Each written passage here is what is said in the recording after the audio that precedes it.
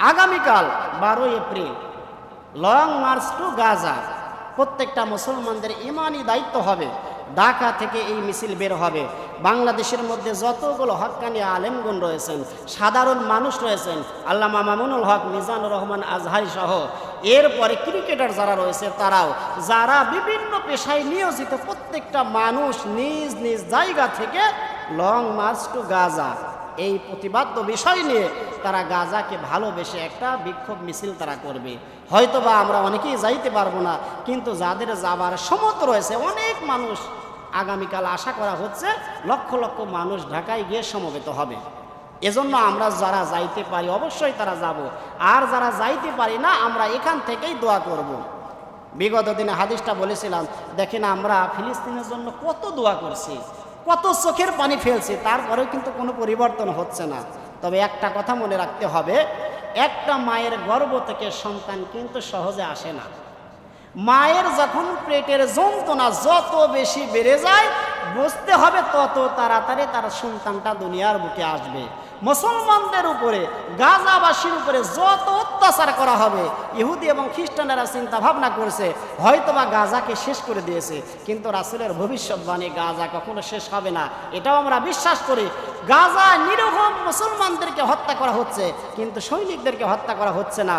কিন্তু সৈনিকদের, এই সৈনিকরাই আল্লাহ তাআলার পাত্র, প্রিয় পাত্র।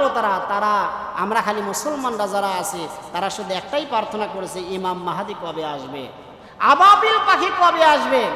ইসলামিক স্কলারগণ তারা বলছেন, মুসলমানেরা আবাবিল পাখির চিন্তা ভাবনা করছো, আবাবিল পাখি যদি আবার নতুন করে চলে আসে তাহলে কাফির মুশরিক বেঈমানদের উপর পাথর নিক্ষেপ করবে না, যারা মুসলমান নামের বেঈমান তাদের উপরে আবাবিল পাখি পাথর নিক্ষেপ করবে।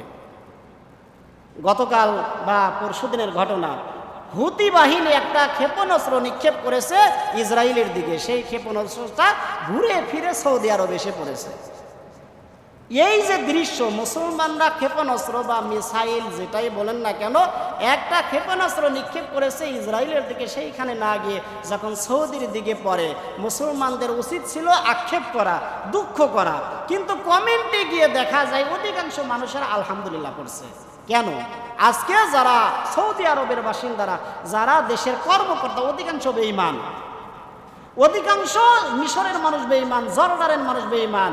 এই সমস্ত মানুষরা একসাথে যদি ফিলিস্তিনের পক্ষে কথা বলতো, তাহলে আজকে ইসরায়েল ফিলিস্তিনকে আক্রমণ করতে সাহস পাইতো না। অথচ দেখেন বাংলাদেশের মুসলমানেরা কতটা ফিলিস্তিনকে ভালোবাসে। আমরা যতটুকু ভালোবাসি, বাংলাদেশের ডাক্তার, নার্স তারা বলছে আমরা ফিলিস্তিনে যাইতে চাই। একজন মা বলছে আমার সন্তানকে ফিলিস্তিনের জিহাদে আমি কোরবান করে দিতে চাই। কিন্তু অন্য দেশের মুসলমানরা আছে, তারা শুধু মুখে মুখেই বলে, বাংলাদেশের মুসলমানদের মতো এত আবেগ, এত ভালোবাসা তাদের বুকের মধ্যে নাই।